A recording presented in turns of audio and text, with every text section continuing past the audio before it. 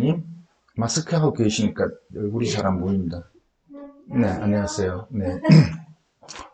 어, 강의장에 이렇게 적은 인원으로 강의하는 거는 처음이에요.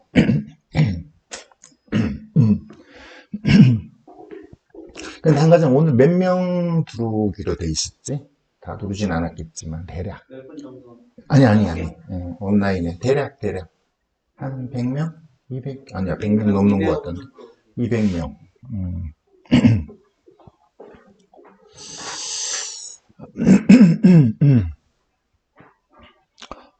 강의가 10시부터라고 약속해서 제가 지금부터 하기는 그래요. 네, 10시부터 해야 될 것 같고요. 아직 안 들어오신 분들도 계실 것 같아서. 오늘 자료는 참 단순하죠. 발랑 석장인데 이 석장 갖고 2시간 반 내지 3시간 얘기를 해야 되는데 지금 딱 시간이 그런 시간이에요. 이 코로나 때문에 어떤 판단을 좀 해야 될 시간. 그래서 공개 강의를 좀 무거운 주제로 하기는 했는데 너무 무겁게 얘기할 수는 없고요. 좀 가볍게 얘기할게요. 안 그래도 지금 스트레스 많이 받고 계실 텐데. 한 과장 이거 헤드셋 안 해도 되나? 네, 이건 안 해도 되나? 안 해도 되면 안 이 해. 안에서 필요 없으시면 안 하시면 그러면 조금만 잘 나오면 되지 않을까? 목소리 잘 안 들리면 오늘 인원 얼마 안 돼요. 이쪽으로 좀 잘 들리는 쪽으로 오셔도 돼요. 이것보다는 이 화면이 더 나을 거예요. 너무 가까이 앉지는 마시고.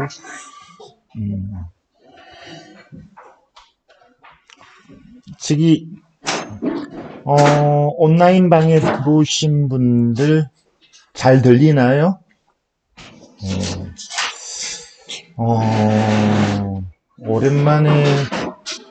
오랜만에 뵙는 분들도 좀 계시고, 짠돌마님 오랜만이고요. 강남맨님, 열렬풍우님, 처음 뵙는 분도 많고요. 또 이게 그 카페가 바뀌면서 닉네임을 바꾸셔서 또 제가 몰라보는 분도 계실 것 같습니다.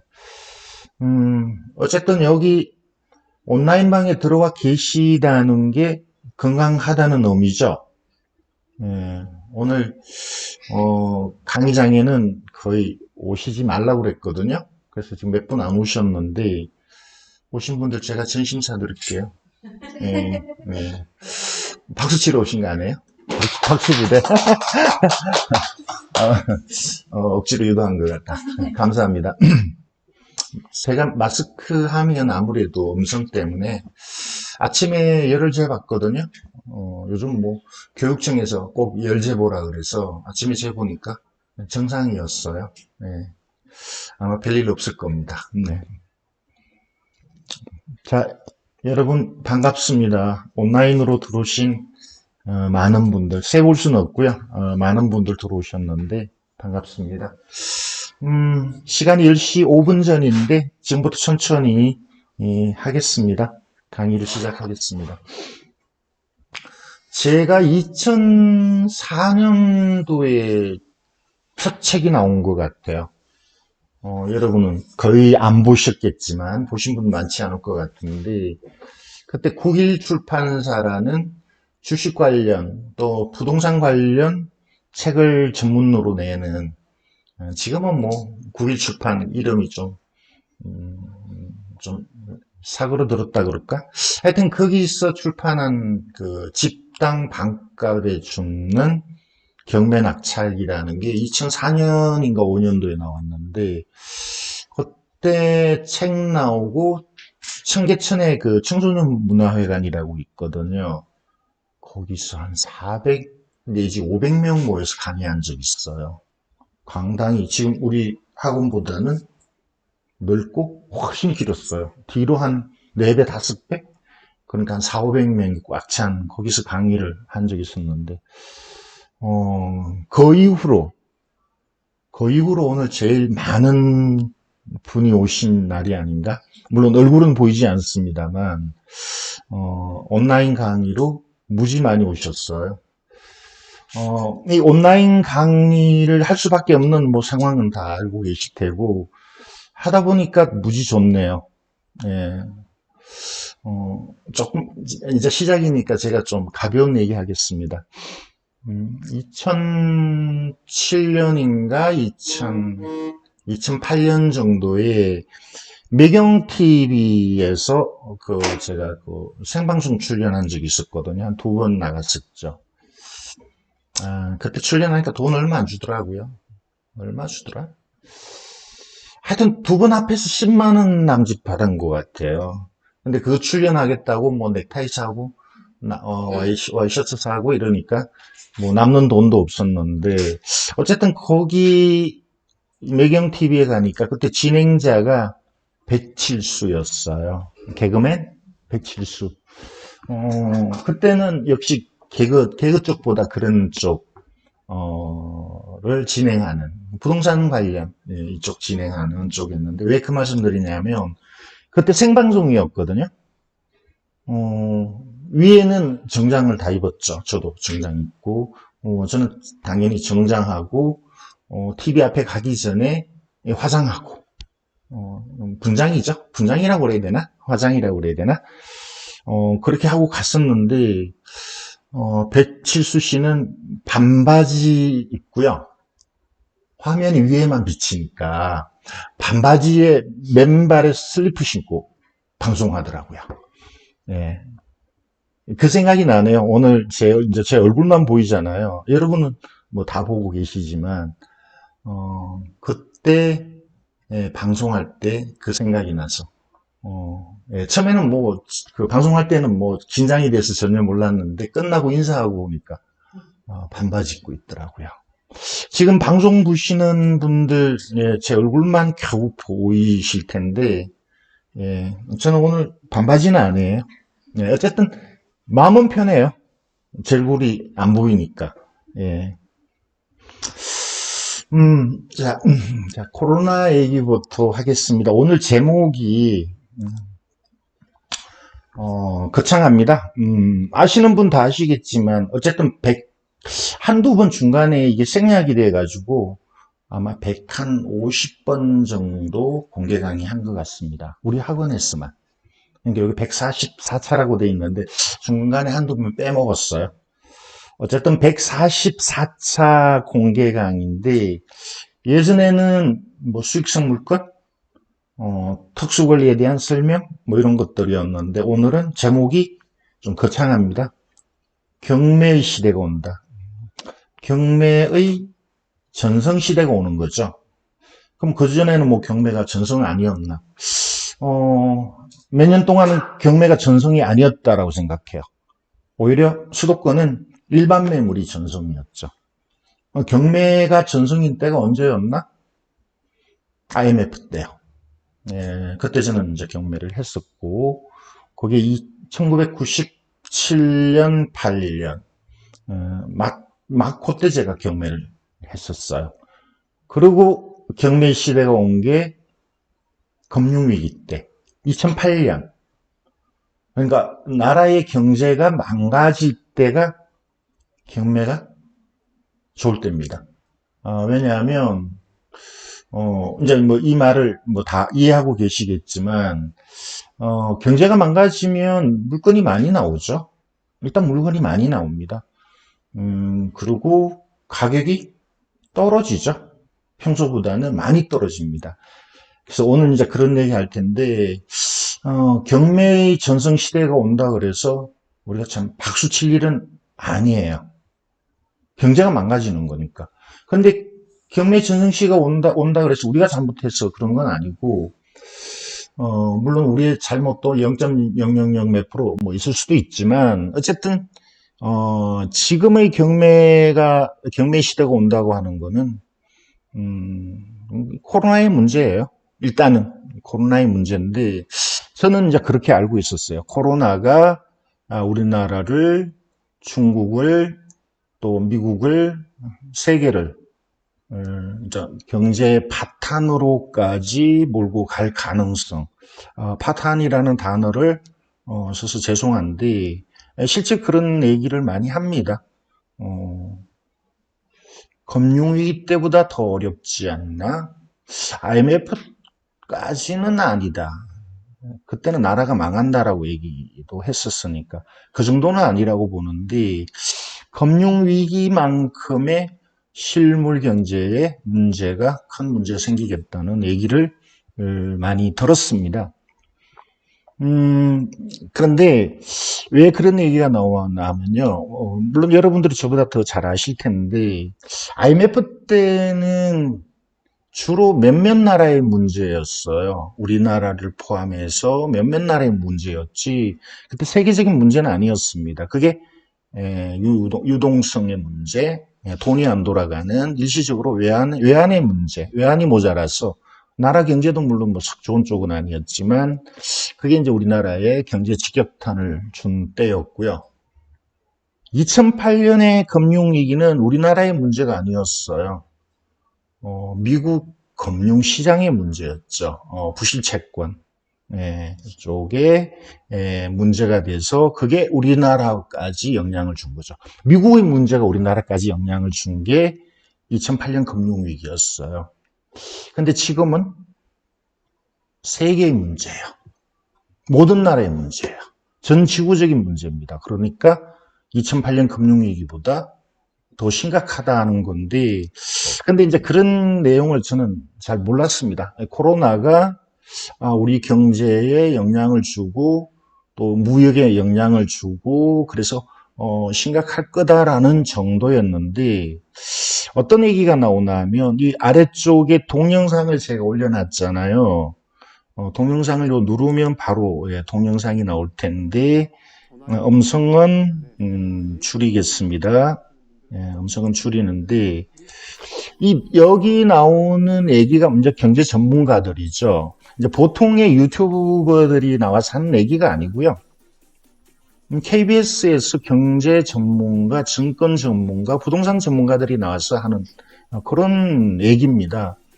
어떤 얘기냐면 경제가 많이 위험한 상태였다. 코로나가 있기 전부터.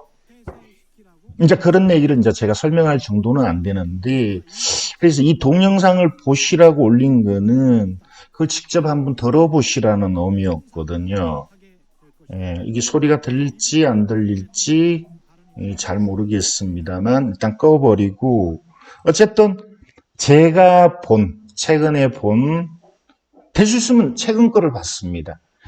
동영상을 3개를 올려놨는데 역시 이것도 KBS 쪽에서 여러 전문가를 모시고 대담한 거거든요.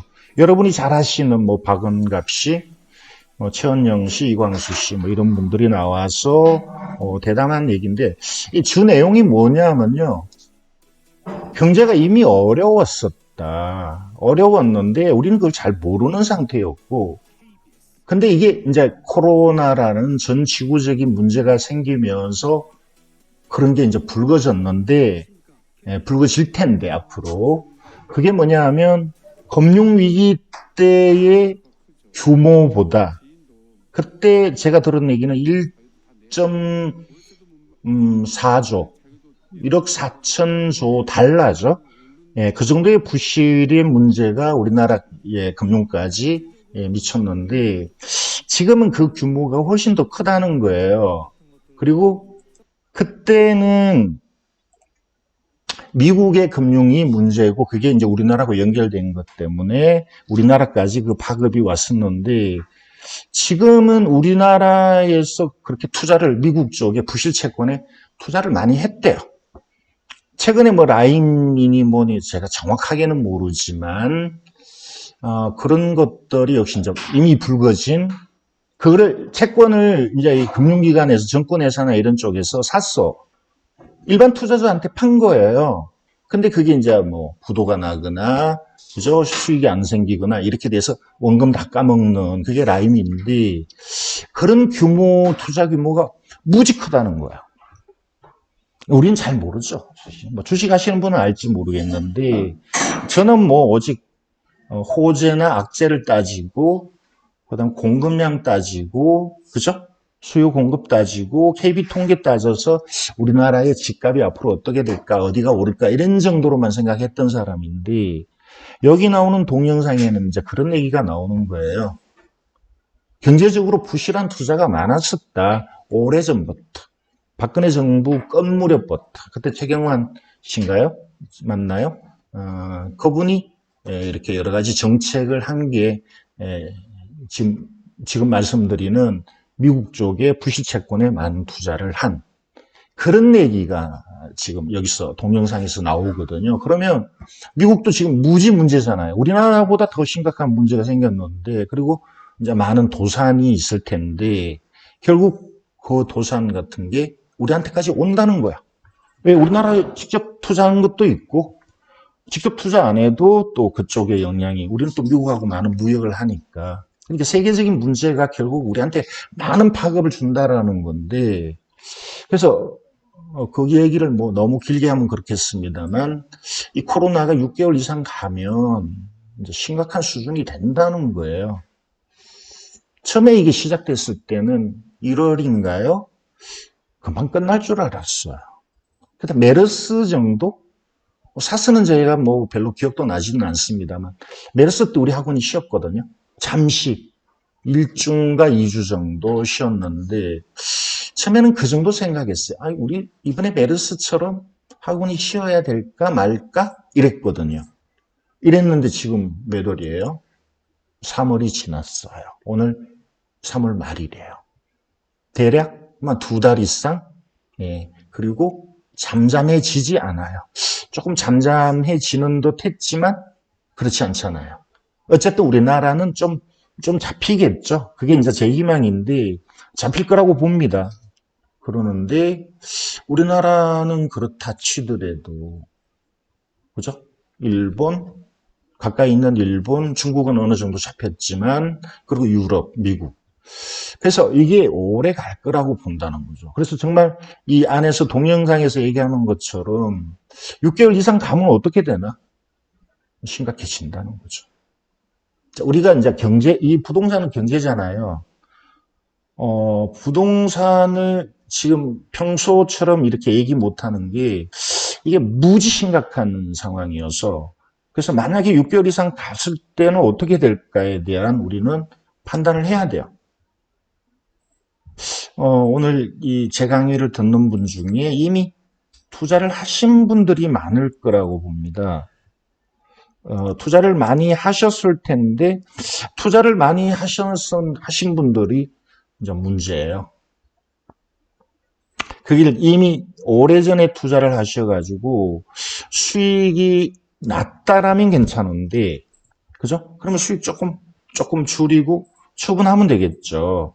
근데 그게 아니고 최근에 투자했다면, 저는 이분들한테 심각한 상황이 될 수도 있다. 물론 이건 지금 제가 말씀드린 건 최악의 경우를 말하는데, 그렇게 안 되면 좋겠죠. 근데 지금 상황이 불투명하고요. 우리 입장에서는 최악을 생각 안 할 수도 없어요. 안 할 수가 없어요. 그래서 이 앞에 제목이 경매 전성시대가 온다라고 해서 우리가 좋아할 일은 아니다. 좋아하실 분도 있어요. 여태 투자를 못 하신 분들은 정말 좋은 기회가 올 거예요. 물량이 무지 많이 나올 겁니다. 이제 그 얘기는 이전에 금융위기 때 있었던 걸로 제가 보여드릴 텐데, 근데 이미 투자한 분들은 어떻게 해야 되나? 그거를 빨리 판단하셔야 돼요. 예. 자, 그래서 이 지금 현재 문제가 아직은 수도권에 뭐 인천, 오산, 그리고 여러 곳에 아직은 분위기가 살아 있습니다만 우리나라 부동산의 중심은 서울이에요. 모든 것이 서울로부터 시작돼요. 아시잖아요. 강남부터 시작돼요.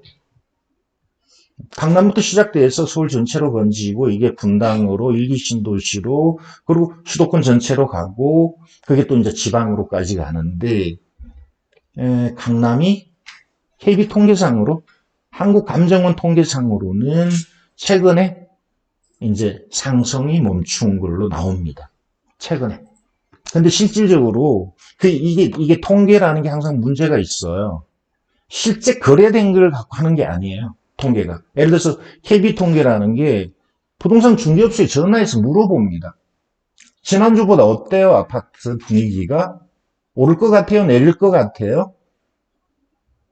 그런 쪽으로. 그러니까 실제 실거래가를 가지고 통계 내는 게 아니고요. 얼마 오른 걸로 거래가 됐어요. 앞으로도 좀 더 오를게. 이런 말을 듣고 하는 거거든요. 그래서 통계가 아주 정확하지 않습니다. 거기에는 중개업자 사장님의 전망이 섞여 있어요. 희망도 거기 들어가 있어요. 그러니까 다시 얘기하자면 작년 말부터 강남은 거래가 꽁켰다는 거예요. 올 연초부터 거래가 거의 없었다는 거예요.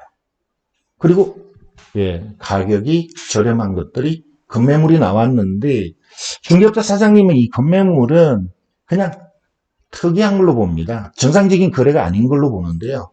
그게 정상적인 거래가 아닌 게 아니고 하락의 전조죠. 그렇게 봐야 돼요. 상승장에서는 급매라는 게 없어요. 그죠? 매도자 우위 시장에서는 호가 위주로 판단을 하는데 이제 이게 매도자 우위가 아니고 매수자 우위로 이제 바꿔가는 시점에서는 이제 급매가 나오고 호가로 판단하면 안 된다는 거거든요.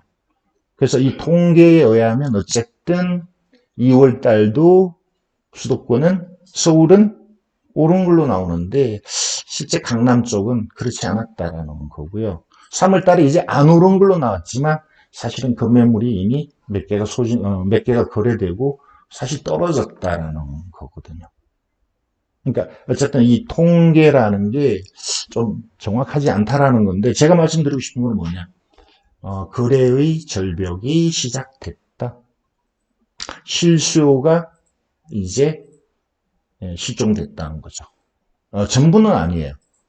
서울의 가장 중심인 강남이 그랬다는 거거든요. 그럼 이게 이제 차츰 아까 말씀드린 대로 강남에서 시작돼서 일기 신도시 그리고 지금 풍선 효과를 누리고 있는 인천 그죠? 많죠? 안산, 오산 이런 쪽, 뭐 그 외에도 많습니다만 이런 쪽으로 이게 간다는 거예요. 특히 풍선 효과는 사실 규제를 피하기 위한 거잖아요. 지금 이 규제를 피하는 게 중요한 게 아니고 실수요자가 이제 움츠려드는. 그러니까 지금 조금 전에 이런 얘기했습니다. 아직 투자를 안 하신 분한테는 저는 좋은 기회가 온다라는 말씀을 드렸는데 그럼 실수요자도 그걸 당연히 기다리죠. 바보가 아니면 지금 이 상황에서 누가 집을 사려고 하겠어요. 그죠? 꼭 필요한 사람은 물론 삽니다만 일반적으로 살까 말까라고 생각하는 사람은 이제 한 발 뒤로 물러선다라고 저는 봐요.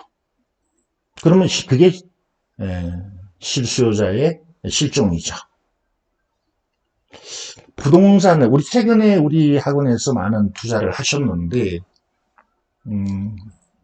그분들은 실수요자를 보고 나는 이렇게 낙찰을 받았어. 낙찰이나 일반 매수에서 세를 주고 갖고 간다든가 아니면 몇 개월 후에 실수요자한테 수익을 내고 팔겠다라는 목적이었어요. 그러니까 우리가 열심히 투자하는 거는 실수요자가 살 거야. 그리고 그런 분위기였어요. 최근까지. 근데 실수요자가 사주지 않는다면 심각해진다는 거죠. 물론 이제 세를 주고 갖고 갈 수 있는데 갖고 간다는 거는 예를 들어서 이게 하락하는 시장에서는 시간이 지날수록 더 떨어질 수도 있어요. 물론 그 반대 의견도 나옵니다. 반대의 전망도 있지만 그래서 저는 이런 말씀을 드리고 싶네요. 지금 여기서 제가 이 자리에서 여러분한테 장밋빛 전망은 할 수는 없다. 오히려 최악을 얘기해 주는 게 맞다. 물론 뭐 이미 여러분들이 그런 판단을 많이들 하고 계시겠지만 우리 학원에서 공개적으로 이런 얘기를 해야 되겠다라는 생각이 들었어요. 그래서 팔아라. 한 2년, 3년 갖고 가서 더 오른다라는 정말 확신이 없다면 저는 팔아라. 특히 많은 대출을 받으신 분들. 이걸 전세 주신 분들은 버틸만 합니다. 사실은. 전세를 주신 분들은 버틸만 한데, 전세는 사실 좀 오를 가능성, 좀 더 오를 가능성, 금리가 떨어져서 오를 가능성을 보는데, 그렇지 않은 쪽은 팔아라. 예. 지금 거래가 그나마 좀 있을 때 팔아라. 그 얘기를 이 밑에 그래프로 제가 또 설명을 드리겠습니다만, 그런 말씀을 드리고 싶네요. 팔아라. 네. 지금 거래가 있을 때 팔아라. 수익이 조금 생겼다면 팔아라. 더 욕심내지 마라. 이런 말씀 드리고 싶고, 오히려 총알을 모아라. 네. 가격이 떨어진다면 총알 모아야죠. 예, 어떤 기회가 올 거라고 저는 보니까. 이제 그런 말씀을 좀 드리고 싶습니다. 우리나라 경제가요, 이자도 감당 못하는 회사에서 영업을 해서 이자, 지금 이율이 무지 저렴하잖아요. 그것조차 감당 못하는 한계 기업이 무지 많고, 뭐 대부분이라고 얘기하면 안 되겠지만 그런 기업이 무지 많고, 그런 기업이 아닌 또 영세민들, 이제 아마 줄도산 이런 쪽으로 갈 가능성이 있다는 거예요. 6개월 이상 되면. 실제 지금 시장에서 가장 힘들어하는 사람은 자영업자잖아요. 뭐 그 외에도 물론 많지만, 근데 큰 기업은 어떻게든 나라에서 살려주려고 하겠죠. 그러니까 그게 이제 뭐 금리를 낮추거나 돈을 푸는 거잖아요. 돈을 푸는 거죠. 돈을 풀어서 어떻게든 기업은 살리려고 하겠지만, 어쨌든 이 기초적인 경제의 기반은 지금 부실하다. 거기다 외국의 부실 채권 투자한 게 시한폭탄으로 지금 다가오고 있다. 그런 상황에서 이게 코로나가 터졌다는 거예요. 그리고 많은 전문가들이 얘기합니다. 사실 부동산이 잡힐 때가 됐었다. 작년 연말에 원래 서울의 집값에 대한 전망을 강보합으로 봤어요. 저도 서울의 집값은 떨어진다고 보지는 않았는데, 이제 와서 그런 말을 또 하네요. 전문가들이. 사실은 떨어질 때가 됐다. 너무 올랐다. 보세요. 지금 보세요. 지금 그래프가 약간 변형이 되어 버렸습니다만, 보세요. 엄마 아파트. 우리나라 아파트의 뭐 대장주? 가장 언론에 많이 오르락 내리락 하는 게 엄마 아파트잖아요. 재건축 대상인 아주 오래된 아파트예요. 언제 지었냐면 80년에 지었어요. 사실 재건축 해야 되는 아파트인데, 이제 이게 경제에 미치는 영향 때문에 쉽게 이게 뭐 재건축이 안 되고 있는 쪽인데, 그럼에도 상승한 거 보면요, 참 대단합니다. 이 상승에 대한 얘기를 한번 해볼까요? 지금 한글이 약간 변형이 돼 버렸는데, 우리나라 아파트 값을 보면 2006년도에 많이 올랐습니다. 5년, 6년도에. 그때 엄청 올랐습니다. 그리고 조금 주춤한 게 2007년이었는데, 그러니까 IMF 이후에 줄곧 올랐었어요. 올라다가 그 다음에 조금 잠시 멈칫하다가 2005년, 6년에 많이 올랐어요. 여기 지금 그래프상에는 그 내용이 잘 보이지는 않습니다만 2006년도에 많이 올랐거든요. 이거 잠깐 표시하면서 할게요. 요게 사실 이렇게 상승했었어요. 가파르게 상승했었어요. 그리고 요때 정점을 찍었죠. 요게 금융위기거든요. 2008년이에요. 8년 대략 3분기 한 8월 뭐 요때쯤 정도 되는데, 요게 요때 급하게 떨어졌어요. 여기 그래프에 정확하게 안 나오는데, 제가 요거를 정확하게 수치를 한번 재봤어요. 요때 13억까지 했었어요. 엄마 아파트 84평방이. 그러다가 요 떨어지기 직전에는 잠깐 주춤할 때는 한 11억, 12억 정도 했었어요. 그러다가 요때 팍 떨어진 게 잠시 떨어진 거예요. 이 그래프 보시면 회복했잖아요. 이게 엄마 아파트뿐만 아니고 다른 것도 회복했었어요. 요때 9억까지 떨어졌어요. 이게 9억까지 떨어진 거예요. 그리고 잠시 회복했다가 그 다음에 2012년까지 줄곧 떨어졌죠. 그러니까 이 전체적으로 떨어졌는데 그때 금융위기 때문에 그죠? 많이 떨어졌다가 회복했다가 이제 쭉 떨어진 거예요. 이게 2012년이 최하점이 얼마냐? 이게 8억 4천. 여기서는 엄마 아파트는 그랬어요. 이게 2013년 정도로 보면 되겠네요. 최저점. 그러고 미친 듯이 올랐습니다. 2014년부터. 13년부터 오른 게 있고요. 14년부터 오른 게 있는데 미친 듯이 올랐어요. 중간에 잠깐 멈칫한 것도 있었지만 이 정부의 규제 때문에 그리고 멈칫했는데 그리고 또 오른 거예요. 이거는 이제 뭐 돈이 많이 풀렸다. 그 다음에 여전히 서울의 집값은 모자란다. 돈이 많이 풀린 게 돈 있는 사람이 돈 쓸 데가 없으니까 어차피 재건축은 여기는 할 거야. 시간의 문제야. 이제 이렇게 되다 보니까 올랐는데 얼마 올랐냐면요. 22억까지 올랐어. 지금 최근에. 이 최저점에서 얼마나 오른 거예요? 160% 올랐어요. 그렇잖아요. 8억 22억이 됐으니까. 2배, 2.6배 오른 거죠. 예, 이건 미친 상승이죠. 물론 뭐 외국에도 이런 사례가 뭐 들어 있었다라고 합니다만 이 미친 상승이에요. 그러니까 전문가들의 얘기는 너무 올랐다. 그리고 이제 이거를 잡기 위해서 규제가 여러 차례 나왔잖아요. 최근까지 이 규제가 정말 강력했어요. 처음에는 약한 규제였는데 강력했어요. 그래서 잡힐 때가 됐다는 거예요. 최근 규제가 뭐예요? 예를 들어서 뭐 9억 이상은 뭐 자금 출처까지 뭐 신고하라는. 그 다음에 보유세. 보유세는 아직은 그렇게 현실화가 안 된 것 같지만 보유세 문제. 그죠? 아파트 하나 갖고 있는데 세금 몇 천씩 내라라고 할 수 있거든요. 그래서 이제 이런 것 때문에 잡힐 때가 됐다. 그런데 우리는 투자하는 사람은 쉽게 안 잡힐 거예요. 예, 그리고 돈이 많으니까. 그죠? 예, 그러니까 이 돈이 왔다 갔다 하면서 풍선 효과를 누린 거예요. 근데 이제 떨어질 거라고 전문가들은 봤는데 이 상황에서 이제 이게 코로나라는 예상치 못한 변수가 생겨버려. 이걸 예상하는 사람은 물론 몇 년 전에 뭐 이런 거를 예상하고 누군가요? 어떤 분은 뭐 얘기했다라고 하지만 우리는 어쨌든 거의 이 정도일 줄은 예측은 아무도 못했거든요.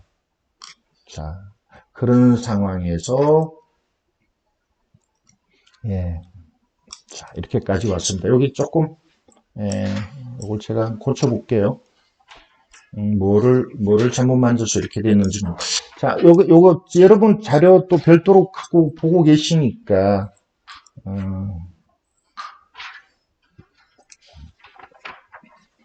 요 위에 그 몇 개 사건을 낸 거는 뭐냐면요. 이렇게 올릴게요. 이 물건들이 앞에 지금 엄마 아파트하고 마찬가지예요. 대치 엄마는 제가 방금 얘기했고, 이건 우리 학원에서 낙찰받은 게 아닌데, 어쨌든 8억 천짜리를 8억 2천에 2015년이에요. 사건 2014년인데 타이밍 좋았죠. 이거를 낙찰받았는데 이게 얼마냐 지금 아까 말씀드린 대로 21억 22억이에요. 이 위에 사건은 과천주공이나 광명의 도덕 아파트 같은 거는 우리 회원이 낙찰 받으셨는데 이게 지금 아직 재건축 안 하고 있죠. 18억에서 20억. 참 돈 벌기 좋았다고요. 예.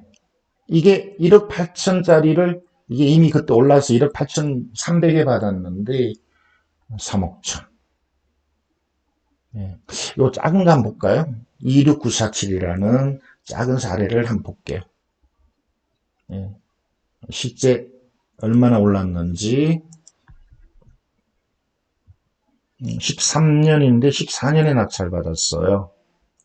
13년 26947. 사실 이런 거는 참 작잖아요. 작아서 사실 맘만 있다면 이건 누구나 투자할 수 있는 물건이었어요. 신권에 두 명이 들어와서 1억 8,300. 이때 아마 시세는 한 2억 가까이 했을 거예요. 2억까지 안 하고 1억 9천 정도 해도 1억 8,300에 낙찰 받거든요. 왜? 올 거라고 봤으니까. 그리고 이게 그냥 간단하게 차트로 어떻게 올랐는지 참 투자하는 입장에서 보면 참 아름답게 올랐습니다. 정말 최고죠. 이런 게 최고예요. 큰 돈 안 들고 사실은. 예? 그 시점에 보면 뭐 1억 8천 큰 돈 안 들었죠. 그리고 그때는 대출 규제가 그렇게 있을 때도 아니에요. 광명이 그때 조정 뭐 규제 이런 거 없을 때였어요. 예, 참 아름답게 올라왔습니다. 우리가 가장 하고 싶은 건 이런 건데 대체 엄마 이런 거는 사실은 솔직히 우리 같은 서민이 감히 넘볼 수 없는 그런 아파트였는데 어쨌든 이렇게 아름다운 수익을 냈는데 참 수익을 냈을 때는 아름다웠죠. 근데 모든 게 그렇습니다. 특히 이제 부동산 여태까지 보면 사이클이 있었고 오르면 떨어지게 마련인 거고 거기다가 정부는 떨어뜨리겠다라는 의지를 갖고 있었고 그래서 많은 규제가 나왔었잖아요. 자, 이 그래프는 한국감정원의 그래프예요. 한국감정원을 어디 날아가 버렸다. 어디 날아갔나? 어디 날아가 버렸는데 자, 한국감정원 치고 그 통계를 치면 이런 그래프 거기서 그대로 가져온 거예요. 여러분 자료에는 밑에 한국감정원이라고 돼 있죠. 지금 글씨가 어디 가버렸는데 자, 이거를 뭘로 했냐면요. 제가 그 한국감정원에 들어가서 이 자료를 약속 장소에 나타나지 않고 세월이 흘러 선생님이 된 그는 이거는 남자 뭐니? 제자에게서 태희의 자, 흔적을 느끼게 되죠. 그 뭐가 떴는데 별로 불편 안 하시죠? 자, 보시면 이게 2006년에서 7년까지 여기 컬러가 아름다운 여인입니다. 파란 컬러가 전국이고요. 그럼 이걸 꺼야 돼. 그 다음에 여기 맨 위에 있는 거기 약간 녹색 띈 게 요게 수도권이에요. 잠시만요.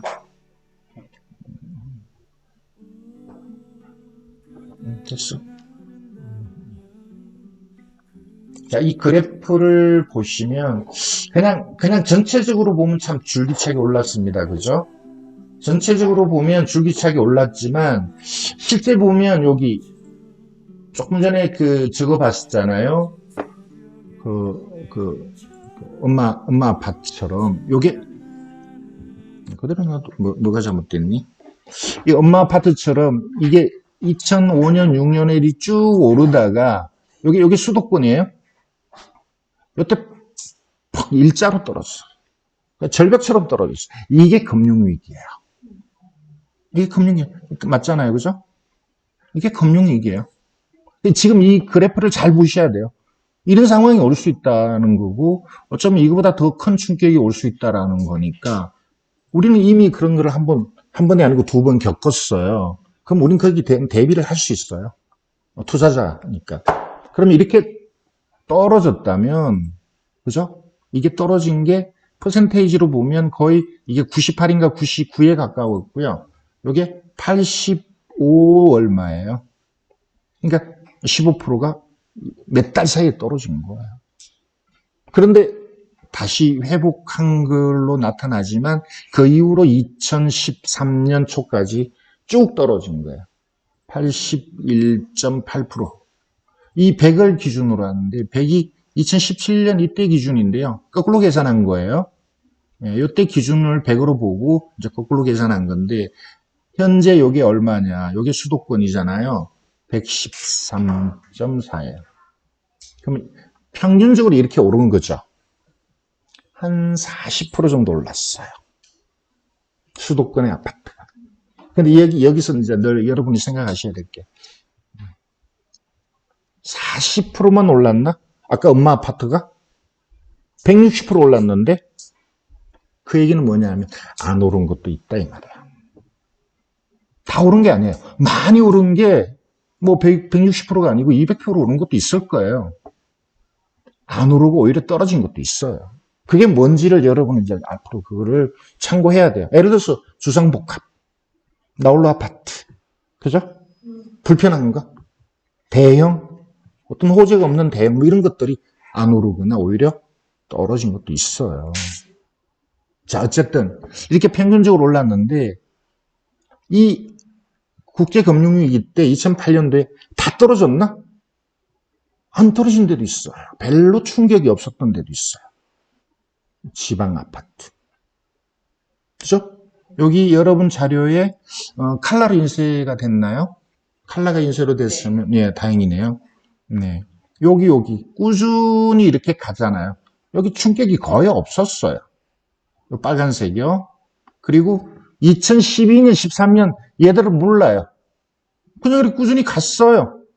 그런데 이때 이제 막 수도권이 오를 때 지방에 돈 있는 사람들이 서울에 똑똑한 아파트 하나, 뭐 이런 얘기가 나올 때 지방의 아파트들이 서울이 마구 오를 때는 오히려 지방은 5대 광역시를 뺀 거예요. 광역시는 여기 안 들어가요. 광역시는 여기 따로 있어요. 그러니까 이거는 지방의 소도시, 예를 들어서 뭐 청주, 그죠? 포항, 구미, 예를 들어서 우리 잘 아는 창원, 이런 데죠. 군산. 지금 생각해 보면 이때 많은 위기가 있었죠. 수도권만 빼고, 예를 들어서 부산도 떨어졌지만, 부산은 여기 포함되지는 않았습니다만, 지방 소도시들이 많이 떨어졌어요. 물론 오른 데도 있긴 합니다만, 전반적으로 생각해 보면 그래요. 목포, 군산, 전주, 천안, 그죠? 청주, 충주, 강원도는 조금 다르게 갔죠. 거기는 뭐 동계올림픽 때문에 조금 다르게 갔는데, 어쨌든 지방 아파트가 다 떨어졌는데, 근데 그렇게 떨어지기 전에는 이게 국제금융위기 이런 거하고 상관없이 안정적으로 상승했었다고요. 자, 그러면 다시 한번 볼게요. 어떤 게 안정적으로 갔나? 지방은 안정적으로 갔다. 맞죠? 서울은 미친 듯이 오르고 미친 듯이 떨어졌다. 이렇게 보면 되죠.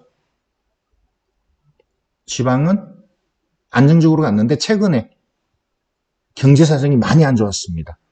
아까 제가 얘기한 뭐 창원, 군산 뭐 이런 지방 소도시들이 거기 이제 공단이 낀 소도시들이 특히 바닷가에 중공업하고 관계되는 아니면 조선하고 관계되는 이런 많은 도시들이 최근에 힘들어요.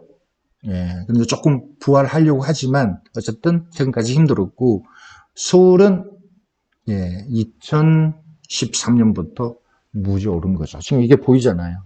그러니까 어쨌든 우리가 지금 얘기하고 싶은 건 이걸 얘기하고 싶은 겁니다. 서울은 수도권은 충격이 컸다. 제일 컸죠. 여기 전국 평균이고 여기 수도권이고 그 밑에가 6대 광역시예요.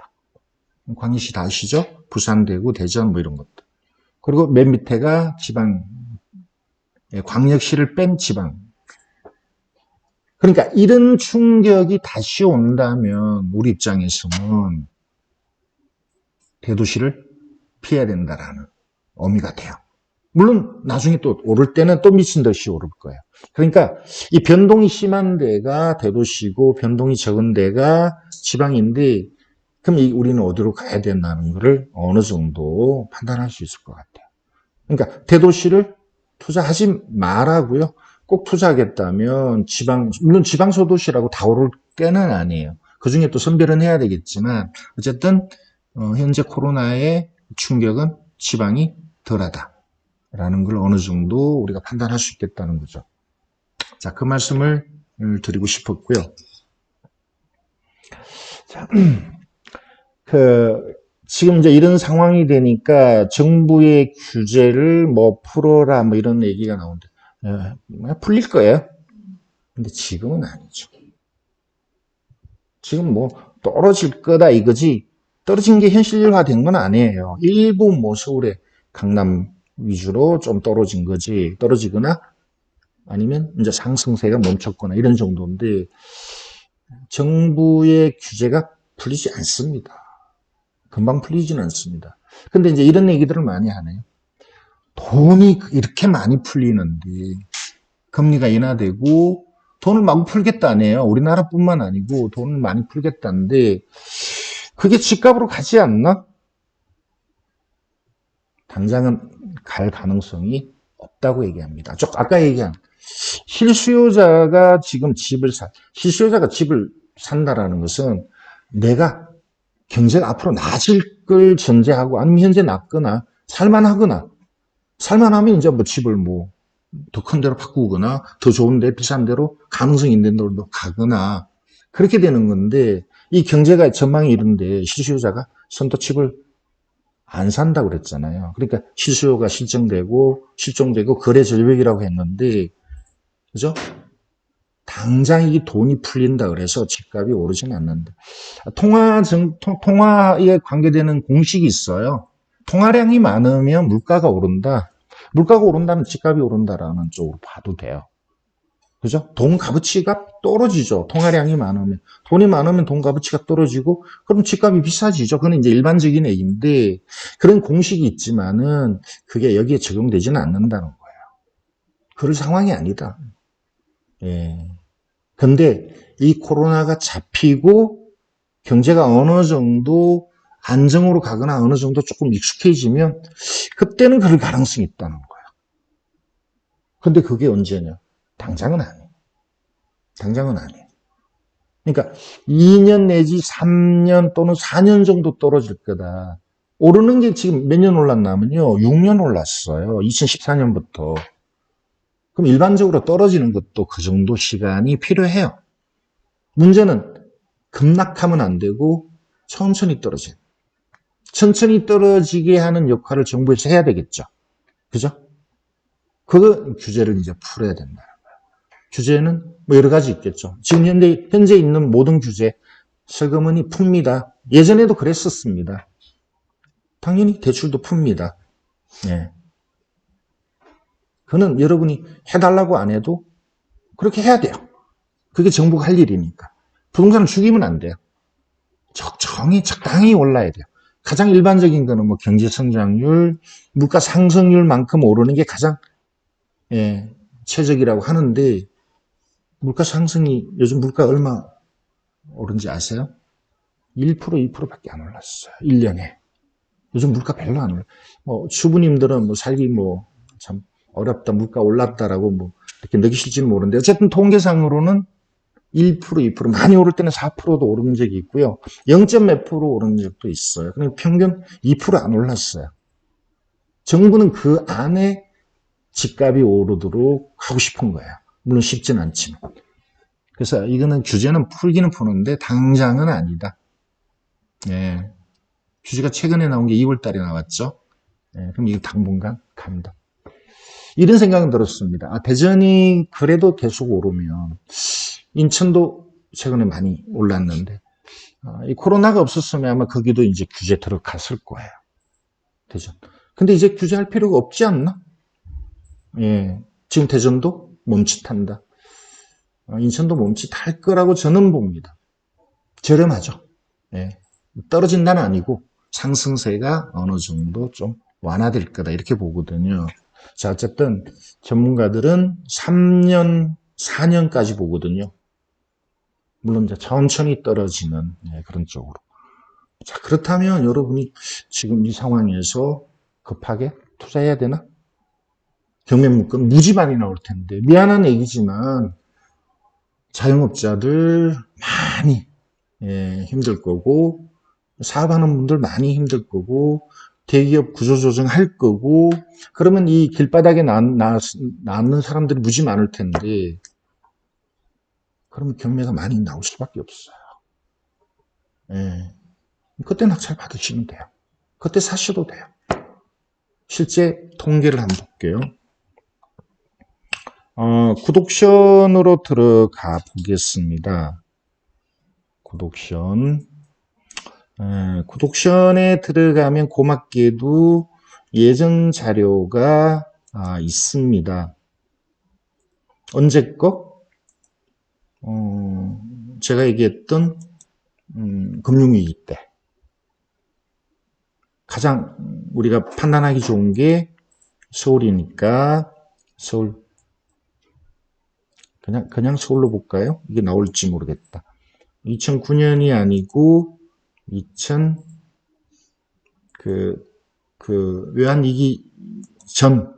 외환위기 전에 서울이 아파트가 얼마에 낙찰됐는지, 그죠? 외환위기 전에, 그러니까 2005년, 6년에 많이 올랐고, 2007년에도 낙찰가는 이랬어요, 서울은. 95%. 그죠? 평균 한 90% 될 것 같죠? 90% 넘는 것 같아요.